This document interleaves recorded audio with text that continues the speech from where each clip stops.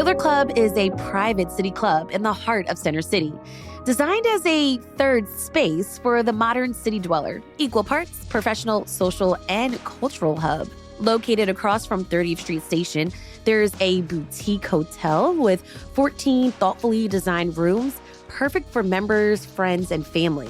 And membership gets you access to dining, events, and a full fitness suite with an indoor pool, climbing wall, and spa services. Filler Club's work and innovation hub, ideal for entrepreneurs, remote workers, and teams of colleagues. And when you're thinking about work, there's everything from shared desks to private offices and boardrooms. Learn more about Filler Club becoming your third space, where work, community, and leisure intersect.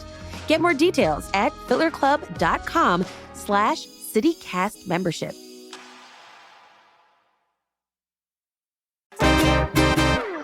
Summer in Philly brings some of the best deals on your favorite cocktails. Sips in Center City is a popular weekly happy hour on Wednesdays. There's also Passyunk Passeggiata on Thursdays in East Passyunk. And on Tuesdays, Fishtown Taps offers drink discounts. Here's the thing. You don't have to drink alcohol to have fun.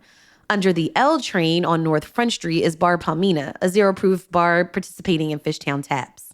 So we're bringing back this conversation with Nikki Graziano, owner and bartender, about the drinks she's shaking up and why she even opened a non-alcoholic bar in Philly. Now, this episode mentions sexual assault and suicide, so please take care when listening. It's Tuesday, June 24th. I'm Trenae Nuri, and cheers, Philly.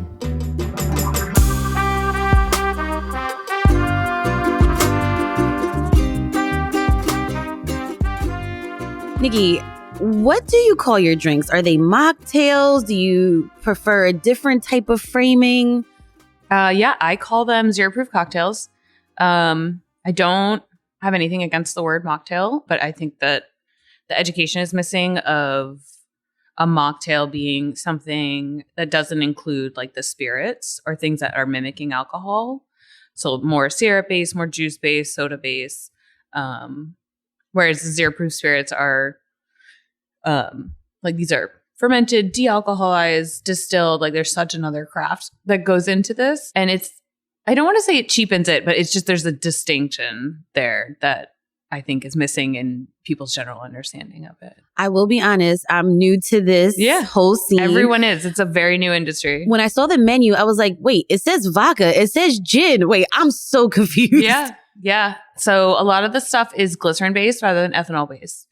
So glycerin is a natural alcohol that comes from sugar, but it's not like ethanol, as we know, gets us drunk, damages our liver, etc.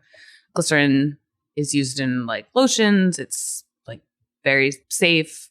I'm sure a doctor could explain potential warnings about glycerin, but as I understand it, and most people know, it's significantly safer than ethanol. We're sitting at the bar here, and there are intro cards that also say none of your ingredients contain CBD, THC. Do people ask for that too? Yeah. I think as the marijuana culture shifts towards, most people I know eat their weed now. So I think a lot of the drinks are following in that path. There are THC infused spirits. There's THC infused rimming salts and whatnot. So yeah, it's still illegal in Pennsylvania. So we don't do that. But I do welcome people doing what they like. I'm not here to tell people what to do. So if I serve you a drink, if you have a tincture with you, if you want to drink your weed, like by all means, I'm not the cops. You can not here to enforce anything like that, but it's not how I serve it.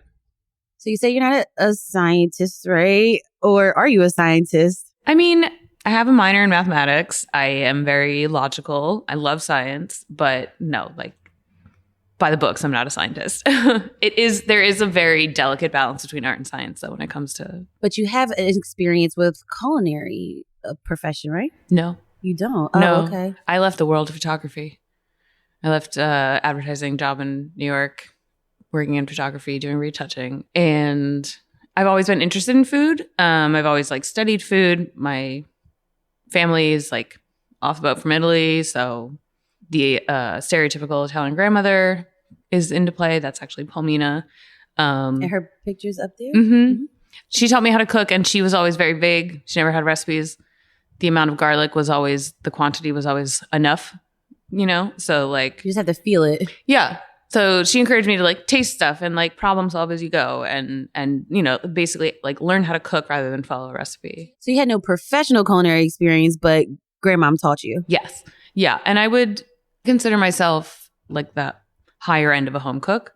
I wanted to do something professional, culinary, have a career switch, but because of how I got sober, it was very delicate balance of like, should I jump into back a house as a brand new sober kind of thing? Because unfortunately, the stereotypes are true. And if you work in the industry, chances are you drink or you're sober.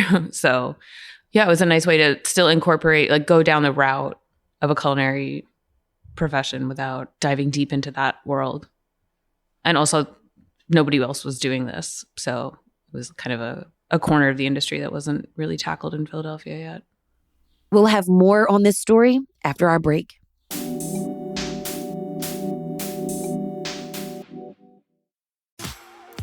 Smart Water Alkaline with antioxidant. Whoa, that's refreshing. And a 9.5 plus pH for every way you move. I did take a Spain class today. Restoring like a pro. Smart Water Alkaline with antioxidant. For those with a taste for taste. Grab yours today. We all know Philadelphia is a revolutionary city full of American firsts. But did you know that Philly is home to America's first penitentiary? It started as a bold 19th century experiment to reimagine the criminal justice system in America. And it continues today with Eastern State. Eastern State is a nonprofit dedicated to deepening our collective understanding of the criminal justice system. On the grounds of Eastern State Penitentiary Historic Site, open to the public every day from 10 a.m. to 5 p.m., tours, exhibits, and programs illuminate the powerful history and legacy of this iconic Philadelphia landmark. And the Eastern State Center for Justice Education, a nationally recognized voice in criminal justice education, serves as a catalyst for workforce development and a connection point that provides online and in-person opportunities for engagement, dialogue, and impact. Visit easternstate.org to learn more, plan your visit, and get involved. Discover, discuss, share at Eastern State.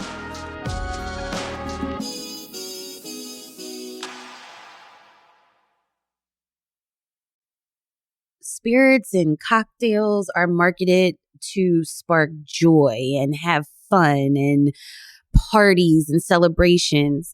But your story and how you got into this space wasn't so joyful. It was dark. Very dark. Yeah.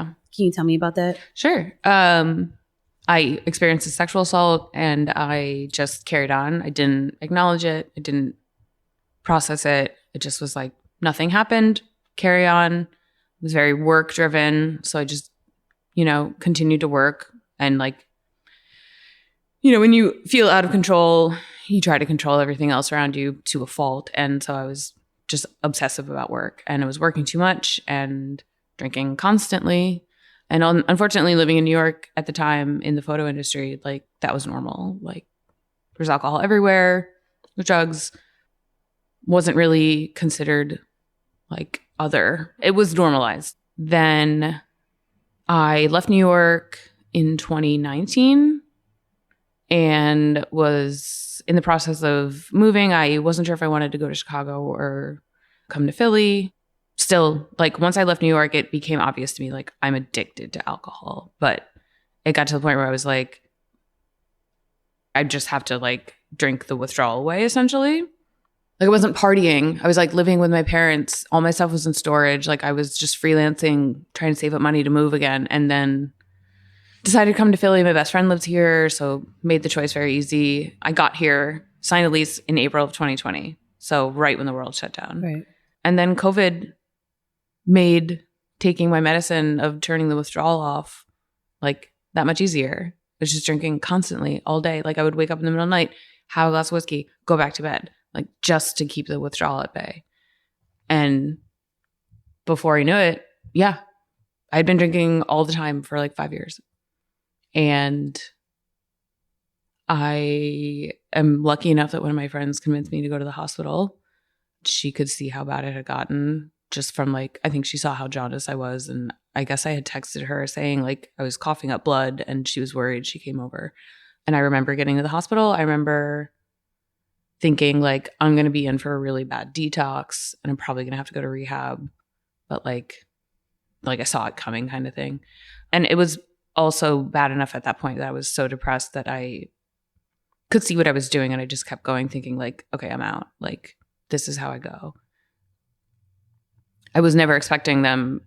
Like I got in the gown, I peed in a cup, and like that's the last thing I remember. And then I woke up and I was in the ICU. I had been there for like 2 weeks. I was on life support. I was intubated. Like I was dead for a couple of weeks as far as I'm concerned. And they told me I need a liver transplant. Otherwise I'm going to die.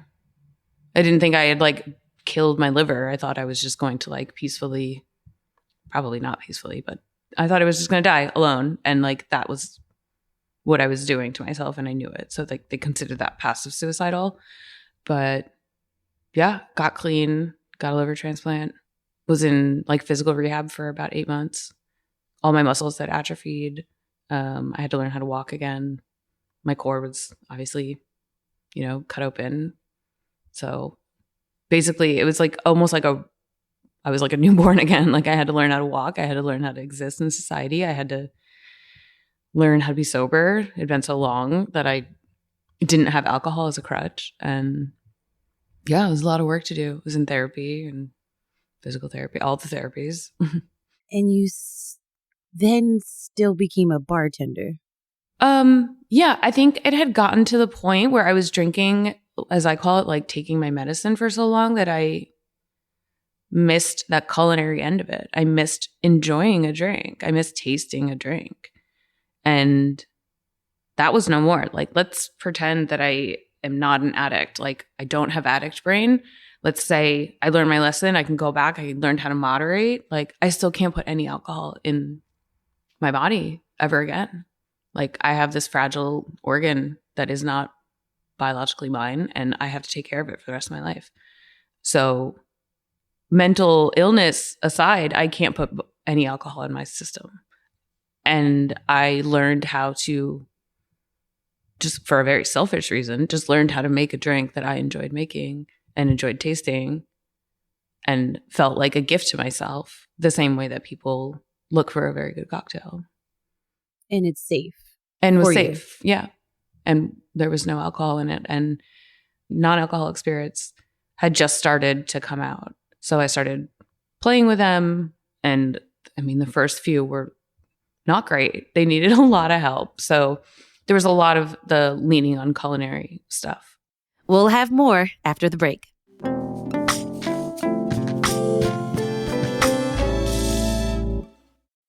Hey, CityCast Philly listeners. If you're thinking about getting a new car, now is the time, and Jeff D'Ambrosio is the place.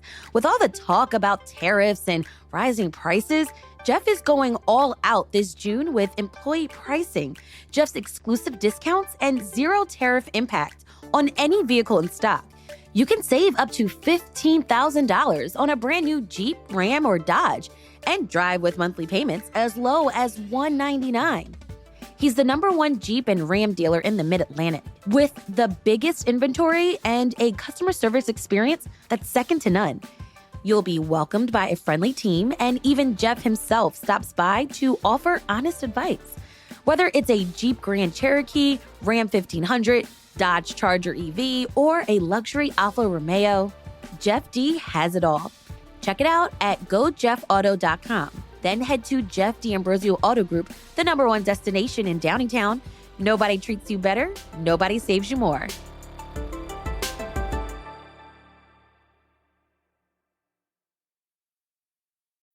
Imagine this. The best pasta sauce you have ever tasted sits abandoned on a plate. Wasted sauce. That is a tragedy. If only you had used Barilla al Bronzo pasta. Its bronze-cut texture holds your sauce and scoops up every last drop. The Italians call that scarpetta. Capture sauce the Italian way. Barilla al Bronzo. Click or tap the banner to find out more. Let's take it a step back a little bit. So you're learning how to walk again, right? And you're going back to finding the culinary aspects of zero proof cocktails. How did you start like coming up with recipes? I just started studying regular alcoholic cocktails, learning about balancing, the flavors with sweetness, with bitterness, with acidity, savoriness, etc. And I would say, for example, I would say, okay, so I have this whiskey alternative. It's bringing the flavor of bourbon in, but it's like rather than like a capital B bourbon, it's like a lowercase, maybe like a small caps, little kind of like a hint of bourbon. And so everything has to be dialed back a bit to have that same balance. So go to, infusing simple syrups. The normal 1-to-1 water to sugar ratio for a simple syrup is way too sweet for some of these spirits. So in clicks, like the culinary knowledge, like, okay, make it less sweet. So you make it less sweet and you're like, well, now it's too watery.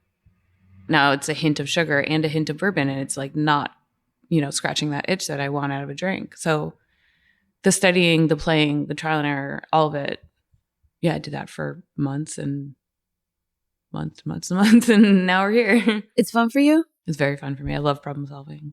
Do you feel like culturally, though, do people understand someone declining alcohol and choosing a zero proof spirit? I feel like I'm biased because I am so into this corner of society now. But at the beginning, no. Like before I decided to make this a career move and I was just playing at home and trying to make myself a drink, I think people understood why I was turning down alcohol, right? Everyone knew my story. All my friends were like, right, she's done drinking. But in general, I don't think society was like ready. I don't even think I can like put it all on society because like Europe is so far ahead of us. The rest of the world is ahead in non-alcoholic. So like, I think Americans are obsessed with like what drink is in your hand, right? They're like, is it alcoholic or not alcoholic? Like, I need to know. Like, it's very selfish. In Europe, it doesn't seem like people mind if you're not drinking. They're just like, okay, well, here's the stuff that we have that's not alcoholic. Like, you just tell me what you want kind of thing, rather than like, what do you mean you're not drinking? Why wouldn't you be drinking? Like, do you hate yourself? Like, you must love drinking. Everyone loves drinking. Like, I'm painting with a broad brush here, but they also don't really have the whole like there's a history to Alcoholics Anonymous that has like put this idea that there's something wrong with you, not something wrong with alcohol, into our like collective American psyche. And I think that it's penetrated to like average people who like have nothing to do with AA or potentially don't even know anyone who's been affected by addiction. But that being said, Philadelphia specifically is a very big drinking town. So it's strange here. I get a lot of people who just don't get it. But at the same time, I get people who like, I mean, I'm in business. The bills are being paid and people come here on purpose. So yeah, I think it's growing. And I think there's also a shame to not drinking. So you're told to like stay at home, right? Like drink your drinks at home. Why would you even come out? But like being a social person and drinking is so ingrained together that it's like, if you think about it, we can socialize. We socialize when we're waiting on the subway platform. We socialize when we're in line waiting to vote. We socialize. Like, it doesn't always have to be drinking.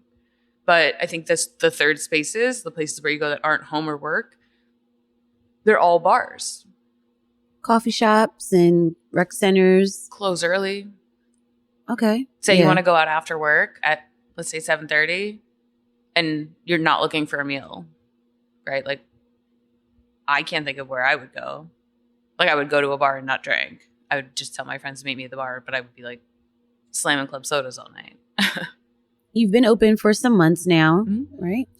What have you learned about yourself and maybe even as a business owner? I think it's been such a whirlwind. I haven't really had that time to reflect. I've worked for myself. I've been a freelancer, but I've never owned a business. So some people might call that naive and foolish, but I was like, if I don't start this business right now, I'm going to be late to the party and I'm going to just figure it out as I go. It's a lot of hard work. It's a very delicate balance too of like, it's such a personal thing to me. Like I try to balance not infantilizing my customers, right? Like, What do you mean? like I don't want it to feel like I'm running a nonprofit or something. Like, oh, like here's your little space. Like I got you. Like the little babies who don't drink, like come on in. Like I want everyone to feel like, I want it to be the opposite. I want it to feel empowering that you can go out, be social, and like whether you're not drinking by choice or if you're pregnant or if you're just done drinking for the night, you had wine at dinner, whatever the case is, like I find it empowering. And also I've seen this bar full and it's loud and people are social. People know how to interact with each other, but walking by, you would never know that there's no booze in here. It looks and sounds just like a regular bar. You're in a part of the city that there's Kung Fu right next door, Front Street Cafe. You're surrounded by booze. You ever think about that? Like you're not in a space in the city that is not surrounded by bars. You're in the heart of like bar city. Yeah, that's very intentional. Again, I'm just trying to normalize not drinking, right? So the same way that I think there should be better non-alcoholic options on every single one of these bars and restaurants menu, I think there should be just a dedicated space as well. Like no one really seems, I mean, I'm sure someone has pointed it out with talking about the gentrification of Fishtown, but like it's accepted that there's a bar in every corner surrounding me. And yet like the one non-alcoholic bar, people cannot believe that I have a wall full of non-alcoholic spirits. Like I must be joking. Like I am trying to play this big trick on everybody. And, you know, if it looks like a duck and sounds like a duck, like it's probably a duck kind of thing, right? Like if you're getting what you want out of going out and stepping into a bar and you're socializing with your friends and you're having a good night, then like what makes it any less? And you're enjoying your drinks, right? Like what makes it any less of that same experience? Let's talk about socializing too, more, because you have Tuesday trivia nights. Yeah. What other fun social events happen in Bar Palmina? We have independent meetups that I have nothing to do with, which I love when that happens. And then, yeah, we have trivia. I'm working on getting more culinary pop-ups in the works, like working with chefs, trying to do like a 10 seating, small plates sort of thing, paired with some cocktails. We have a projector, so get some movies going. We have popcorn. And you have a record player? Yeah, I have a record player. I actually want to do something along the lines of like picking an album or two and then creating either food and drinks or just drinks that are inspired by the album. I have a bunch of ideas going. I want to get more stuff like that kind of popping up. Nikki, it was so great talking with you today. Yeah, you too. On CityCast Philly.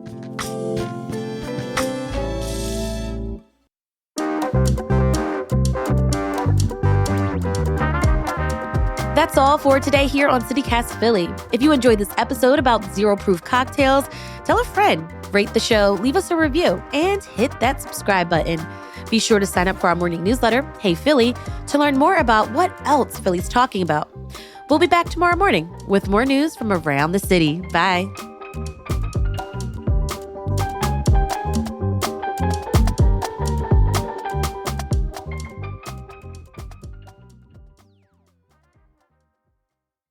Today on CityCast Philly, I'm here in Fishtown at Bar Palmina. It's a beautiful bar right under the L train. Wow.